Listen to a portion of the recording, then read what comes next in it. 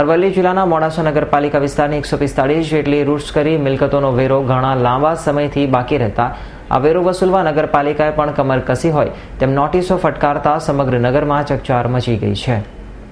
અરવલ્લી જિલ્લાના મોડાસા નગરપાલિકા વિસ્તારમાં છેલ્લા કેટલાક સમયથી વેરો વસૂલવા પાલિકાએ રીઠા બાકીદારો સામે લાલ આંખ કરી છે। આવા બાકીદારો નળ જોડાણ કાપવા સુધીના પગલાં ભરવાની નોટિસો પણ ફટકારવામાં આવી છે।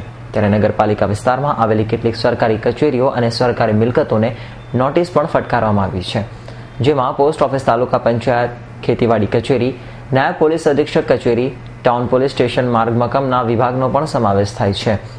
મોડાસા નગરપાલિકા વિસ્તારમાં આ તમામ મિલકતોનો વેરો ઘણા સમયથી બાકી નીકળતો હોવાથી પાલિકાએ આ તમામ સરકારી કચેરીઓ સામે આગામી સમયમાં જપ્તી સહિતની કાર્યવાહી હાથ ધરવાની તૈયારી દર્શાવી છે।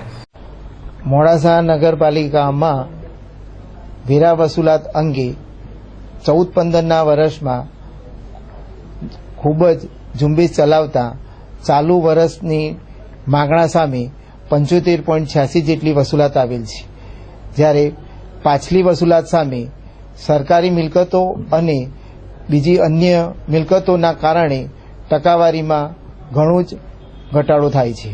આમ સરકારી મિલકતો જેવી કે પોસ્ટ ઓફિસ, જિલ્લા પંચાયત, ખેતીવાડી ઓફિસ, પછી તાલુકા પંચાયત, પોલીસ નિરીક્ષક, પોલીસ ક્વાર્ટર્સ, આ બધા વેરા ન ભરતા હોય અને બેરામુગાની શાળા પણ વેરો ન ભરતી હોય, આ બધાના કારણે ટકાવારીમાં ઘણું જ ઘટાડો થાય છે અને આ બધાને જપ્તીની નોટિસો આપવા છતાં પણ વેરા વસૂલાત થઈ શકેલ નથી।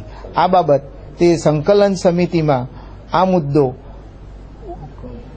ઉઠાવવામાં આવશે। ત્યારબાદ જો આનું કોઈ પણ જાતનું પરિણામ નહીં આવે તો સરકારના ધારાધોરણ મુજબ, કાયદાની કલમ 133 મુજબ આગળની કાર્યવાહી કરવામાં આવશે। નગરપાલિકા વિસ્તારની 145 જેટલી સરકારી મિલકતોને તાકીદે વેરો ભરી દેવાની નોટિસો ફટકારવામાં આવી છે, પરંતુ જો આ નોટિસોની કોઈ જ અસર નહીં જણાતા તો સંકલન સમિતિની બેઠકમાં આ મુદ્દે ચર્ચા કરવામાં આવશે અને ત્યારબાદ નિર્ણય લેવાશે અને તેમ છતાં વેરો નહીં ભરાય તો કલમ 133 મુજબ આવી મિલકતોની જપ્તી સહિત નિયમ અનુસાર કાર્યવાહી પણ કરતા નગરપાલિકા ખચકાશે નહીં।